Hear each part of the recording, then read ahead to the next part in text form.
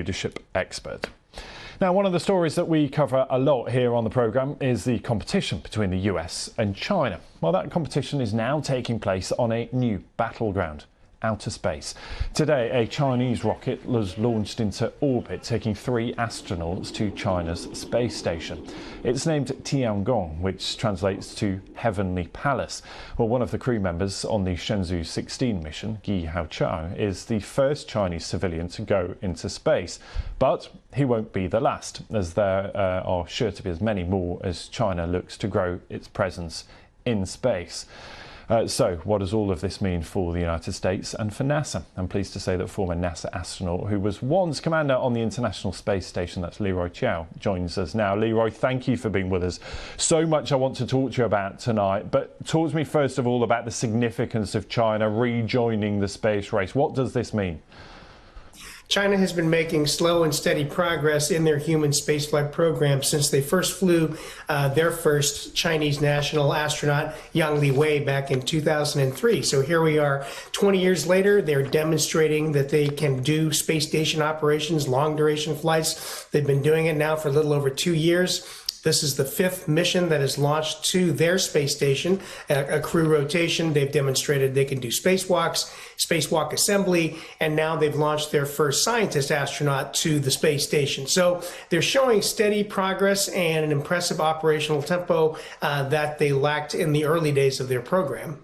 What will be the main focus of this mission? What are they hoping to achieve?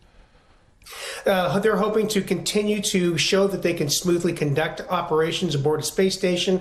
It's been permanently crewed since it was built. They finished building it in 2021, and the addition of a science astronaut, that means that person's main job is going to be doing the actual investigations, the research work, while the other 2 astronauts will be helping with that. Their primary job will be to do the maintenance, the scheduled maintenance on the station, as well as to fix things that break down and make sure that everything is still working well.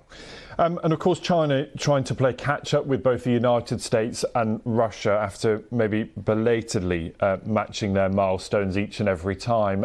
Is there a chance for China to get ahead here? Well, what China has done is shown that they can do the same things that NASA and NASA's partners have been doing aboard the International Space Station. Now, their station's a lot smaller. It's only about 20% the mass of the ISS, but still they're showing that they can maintain a crew on board and they can continue operations. And they're looking ahead. They've announced, I believe, with the timing of this launch, something that doesn't surprise any of us in the business, but they have formally said that they're going to launch their astronauts to the moon, to the surface of the moon, before 2030, before the end of 2030.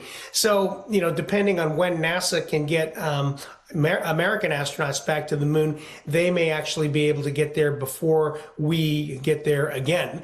And so people might say, well, that's not a big deal because NASA went there first in 1969. True, but we haven't been back since 1972. And so, if they actually do get their astronauts there first, it will be a little bit of an upset of the status quo. Leroy, what's it like up there? Oh, it's fantastic. It's being in space is a little bit like being in a dream. I mean, you're working very hard, but then every now and then you have a moment to look out the window, or if you're out on a spacewalk, just to pause and look at the Earth and think, wow, I'm really up here. I'm really doing these kinds of things and looking down at our planet. It's a really a surreal experience. Would you want to go again?